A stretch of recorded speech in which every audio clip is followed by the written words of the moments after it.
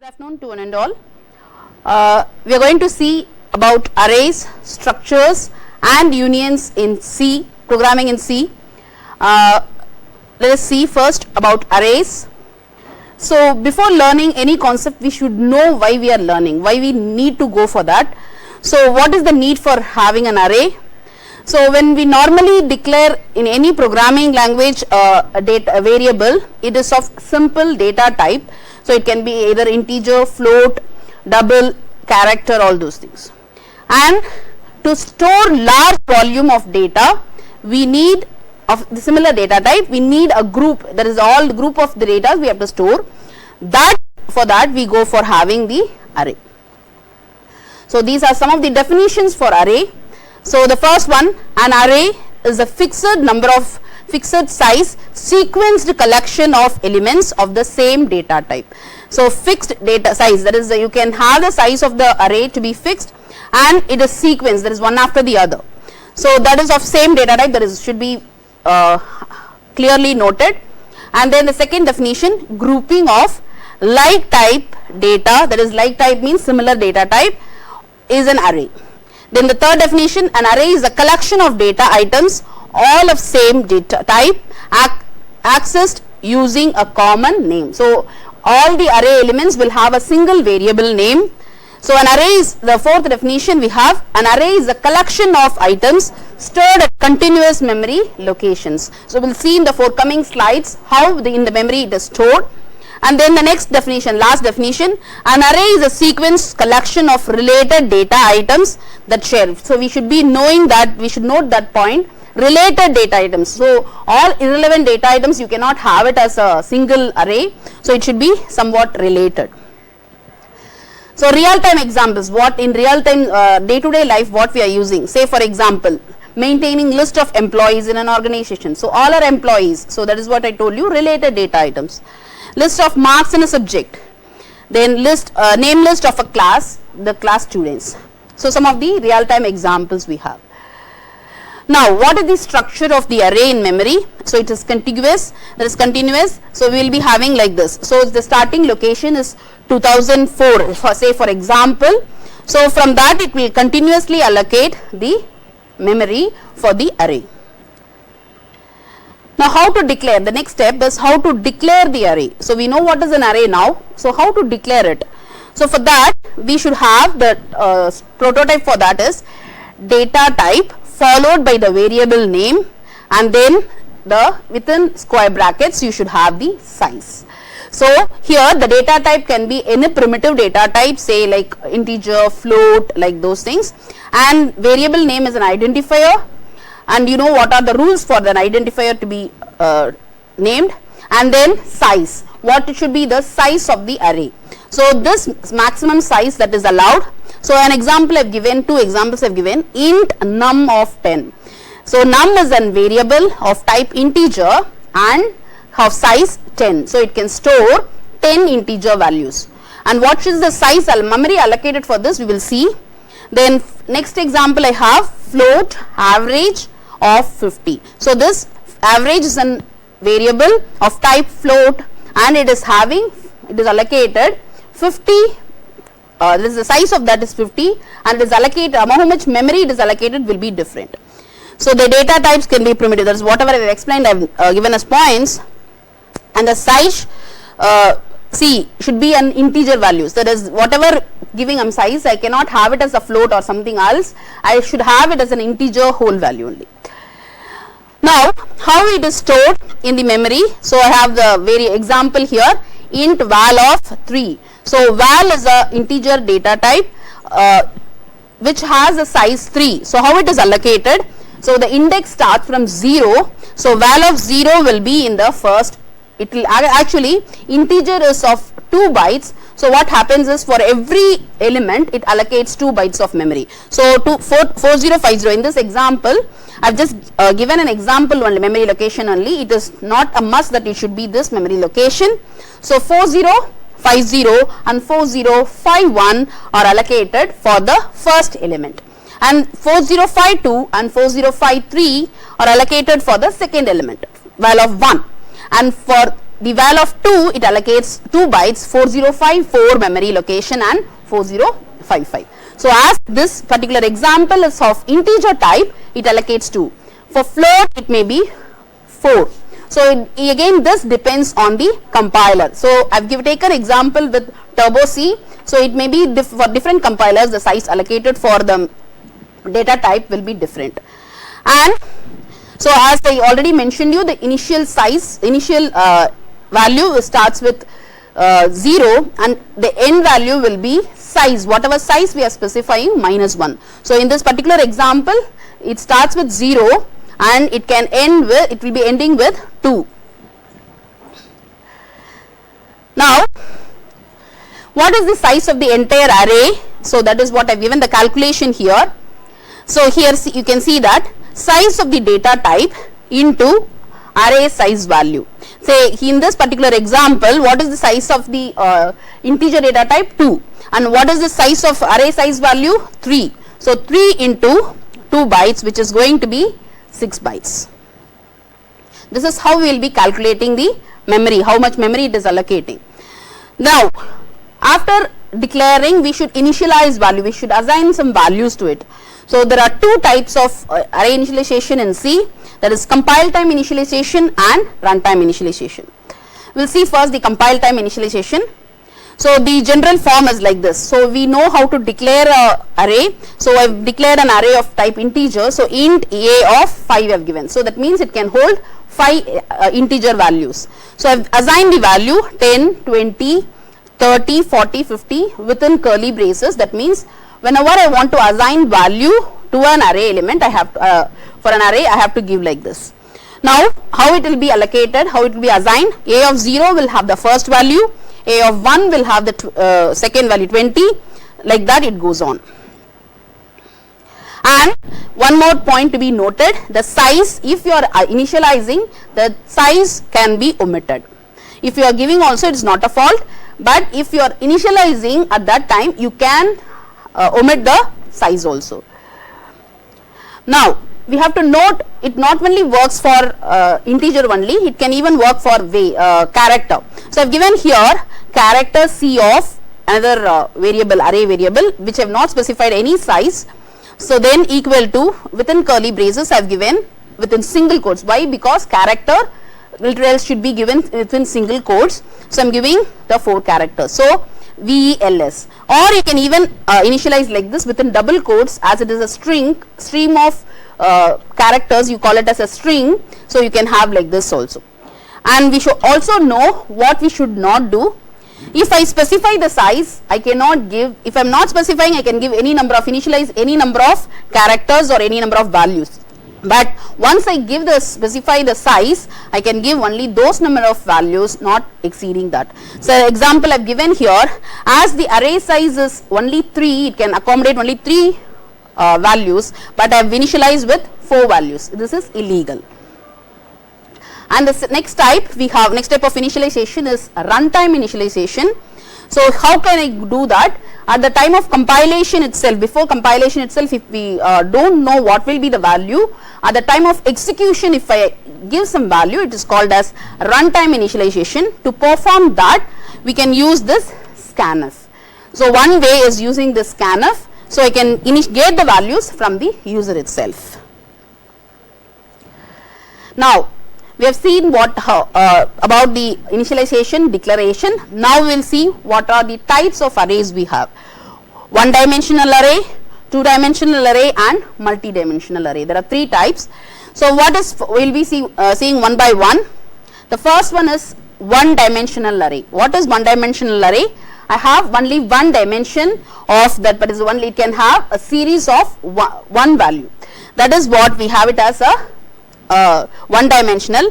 So we will be having list, it is maintained as a list. So I am going to have like this. So an example I have given, int mark of 50. So this is a one dimensional array example where I can have marks of 50 students or 50 marks. I can have, it all can be an integer, so it cannot have any decimal values. Now, so it stores one, I have given that in this particular, it can assume that it stores the subject, one subject mark for 50 students. Now we have an example for one dimensional array. I am going to find the biggest of n numbers. So that is maximum of n numbers. So I am getting the number of terms from the user using n, and in the variable n I am getting it. So I am having a loop, for loop, which starts from 0 as the index of the array starts with 0, and we will have till less than n. Why I have specified as less than n? Because it will be size minus 1. The index will be till size minus 1 only. So I will be going to have less than n, and then I plus plus I am incrementing. So in that loop I am getting the values, every value. Okay. Now we have initially taken max as a of 0, the first element, and I am doing the manipulation of finding out comparing every element. Say for example, in this example I have 5 values. So I have given the n value as 5. So it will give you 5 values. So what happens is I am getting the values 34, 67, 98, 72 and 14. So out of this I have to find the maximum value. Initially it takes 34 as the max value. Now after comparison, every comparison, at last it will find what is the maximum value as 98. So for this particular application I can use the single dimensional array, one dimensional array. Now we will see the two dimensional array. So we have in the two dimensional array, it consists of, used to represent a table structure sort of thing. Okay. Now we have here, to store a table we have this mark, which consists, there is a variable called as mark, which is of type integer, and it has two fields, that is 50, that is it consists of two indexes, 50 and 5. The first index tells the row and the second index specifies the column. So we have in this particular example, it stores 5 subject marks for 50 students. So this is how it is stored. Say I have an example, int a of 5. So what happens is, it is going to have the values, mainly column wise it will be having this, every row will have. So it will have the first one, I told you already, it is row, and the second one is column. So A00 represents the first cell in the first row, like that we have.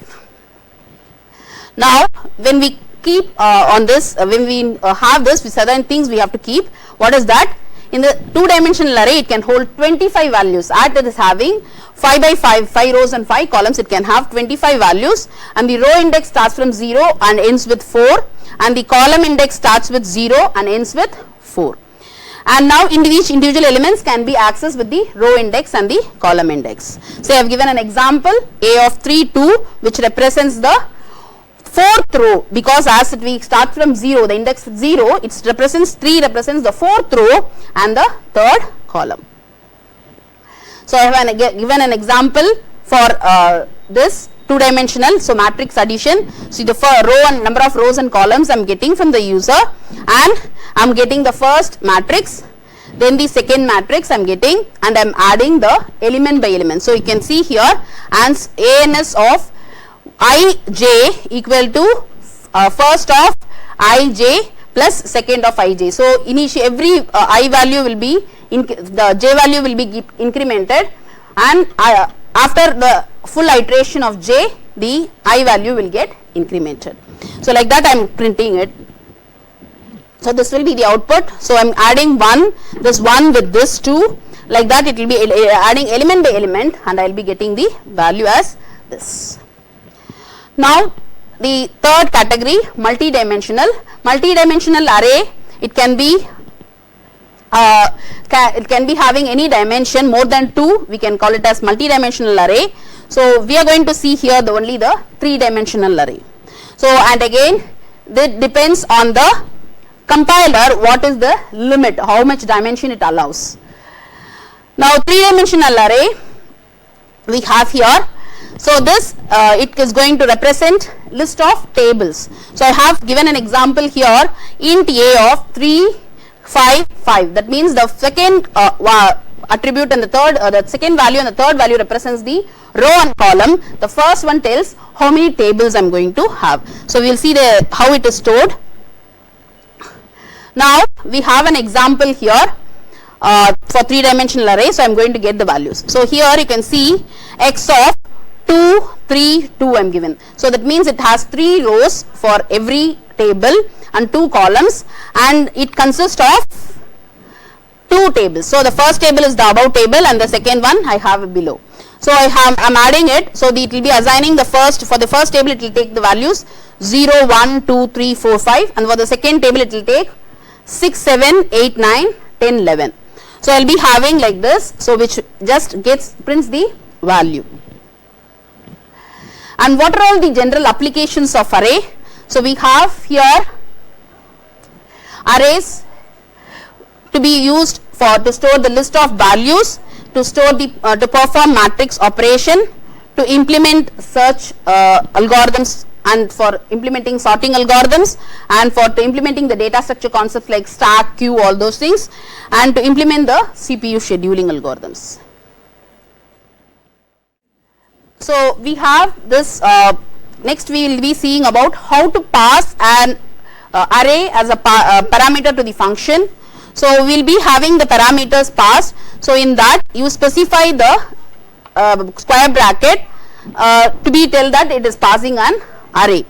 So we will see the example here how I am going to do it. I have given an example with minimum value, there is a function called as minimum which has one parameter called as int or AR. So it is not a normal data type, it is a normal variable, it is a array variable, and very specific we should be. What is that is, you should also specify the size. So how many elements it is going to give, that we have to specify.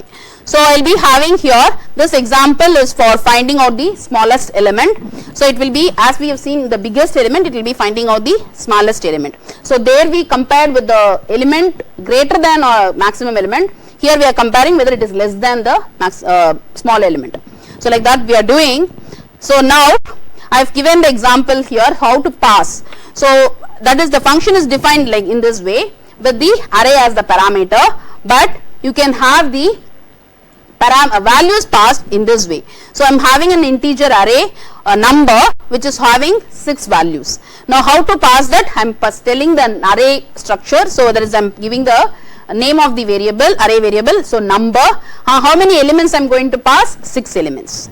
So I will be doing that. So the second example I have list of 3, where the list of 0 will have the initialized to 9. So this is also the other way of initializing. So I am initializing list of 0 to be 9, list of 1 to be 12, and list of 2 to be 45. So I am passing that name of the array variable, then the number of elements. So for the previous example it will be giving the minimum, so it will be telling me this -7, and out of the second example it will give me 9 because that is the least value. Now this one more example I have here.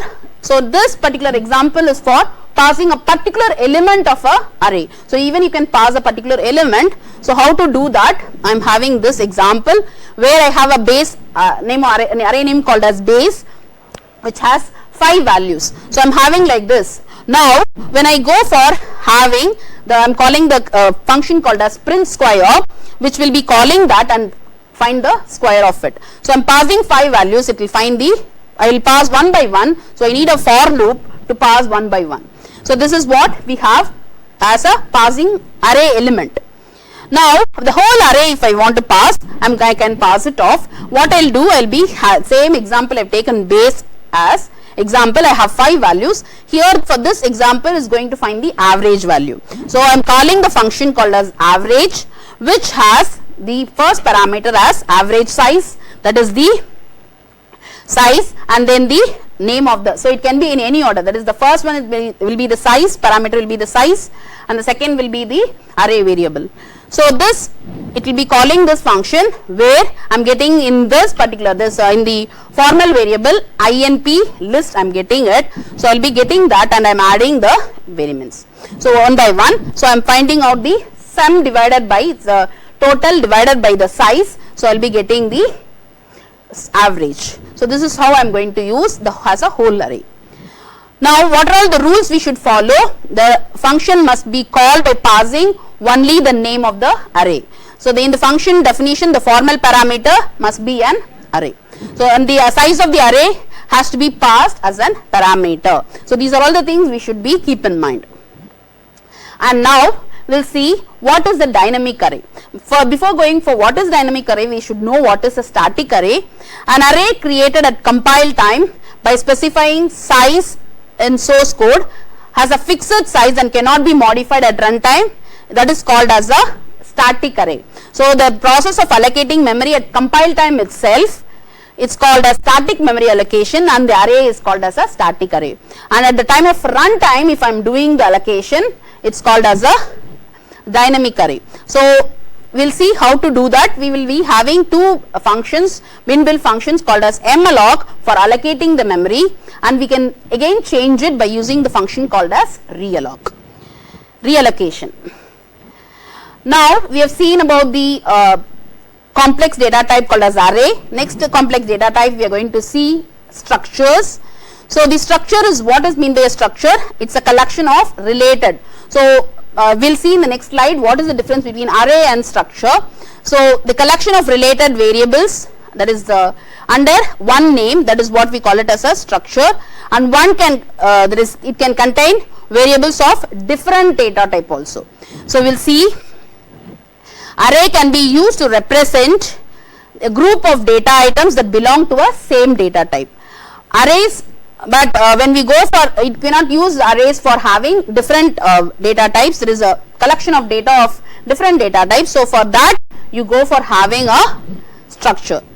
So now we'll see how to define the structure. So struct followed by the structure name.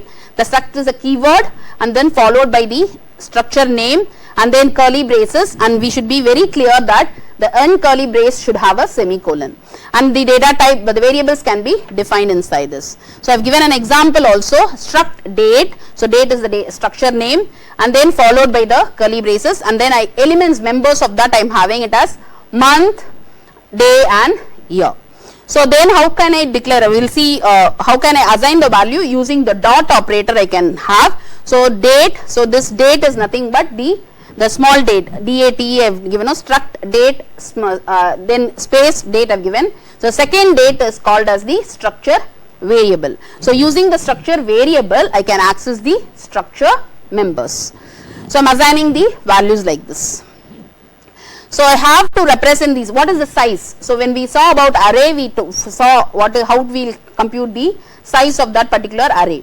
So like that we will see how to calculate the structure, size of the structure. So it will be sum of all the members. So for this particular example, I have an example structure which has three variables: character C1, character C2 and int I. So C1 character will accommodate 1 byte as per Turbo C compiler. So character C2 will have 1 byte, and integer I will have 2 bytes. So totally it allocates 4 bytes for this. So foo will be having the size as 4 bytes. And what we should follow, it should terminate by the semicolon. And while the entire definition is considered as a statement, each member is declared independently. That is, inside the structure also we have to give the structure members. So how to declare the structure variables? This is the way: struct followed by the structure name followed by the structure variable. So it can be separated by the comma. You can give us one single value or multiple values. Now if I want 3 values, I can give using this comma, but if I want 50 structure variables, I cannot go for having 50 structure variables defined separated by comma. So what is the remedy for it? We can go for array of structures. So in this array of structures, how I am going to have the structure variable, and then open bracket, how can I use it? I will be having the structure variable, square bracket, the index value, as we have seen in the arrays concept. So here it is array of structures, then dot member variable. See, we will see one example here. I have a structure called as marks, which has 4 attributes, 4 members: subject 1, subject 2, subject 3 and total. Now how can I do it? So how can I have it? In the main function I am declaring the structure variable m. It's not a normal one, it is an array of structure variable. So m of 10, so it can accommodate 10 values. So how I am going to access it? See here, the variable, structure variable name of I, that is the index, then dot the member variable. So that is how I am getting. So in this particular example is for getting 3 subject marks for every student. So and then find the total. So if it should be repeated for 10 times as per this example. So I am getting the 3 subject marks and finding the total of it. Next is union. So it's the next complex data type we have in C. So similar to structure, it's all same, but how much memory is allocated for it, that only differs. So we'll see an example here.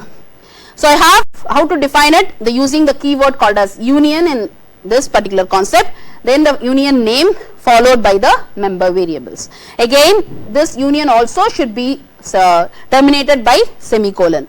So this all called as union variables. In structure we call that variables as structure variables. Here ELT1, ELT2 are union variables. So the same way accessing, but how much memory it is allocated, that is only different. So the maximum size. So out of this example you can see I have 2 things, integer and character, which is of maximum size. Integer is allocated 2 bytes and character is allocated 1 byte. So what is the maximum size we have? We have it for integer, so 2 bytes is allocated for this union. And we'll see what are the similarities. So we have both are defined. What is the similarity between structure and union? So both are user defined data types and used to store. That is user defined, I mean here is nothing but it's complex, it's not the primitive data type. And then the members are accessed using the dot operator. So that is what we have. And what are the difference we have with the structures and unions? The keywords changes, the size, how much memory it is allocated, as we have seen in the example. So how much memory is allocated for structure and how much memory it is allocated for union. And then the memory, so it is a unique storage location, but here it is individual members will be allocated.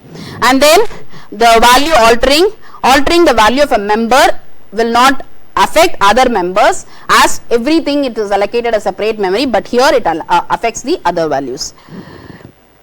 And accessing both the thing can be done by a dot operator. And the last one, we have to know about the bitwise operations. So there are 4 things actually: bitwise AND, bitwise OR, bitwise NOT and XOR. When we go for bitwise AND, when both the bits have the value 0, it will give 0. If both the values have 1, then only it will give you 1. For all the other conditions, it will give you, there is every bit by bit. So if the first number when you take, the first 0 will be taken, and the second number we have 1, so it will be AND. So every bit by bit it will be performing the AND operation. OR operation, if either 1 is 1, it will give you output as 1, or else it will give 0. There is only for 0, both the inputs as 0, 0, it will give 0, else it will give 1. For NOT, it will give the complement value. So if it is 0, it will give 1, and if it is 1, it will give you 0. And XOR, when I have, if both the things are different, I will be getting, that is, if it is first input it has 0 by a bit, and second one it has 1 bit, it will give the output as 1. If it is 1 0 also, it will give 1, but for if both the bits are same, 0 0 or 1 1, it will give you the output as 0. So these are the bitwise operations we have. I have given an example program, that is what will be the output. Guess what will be the output for this. So I have a structure variable which has one member variable called as x, which is having the value 3. So if I just print the value of EO.x, what value I will be getting is 3 only.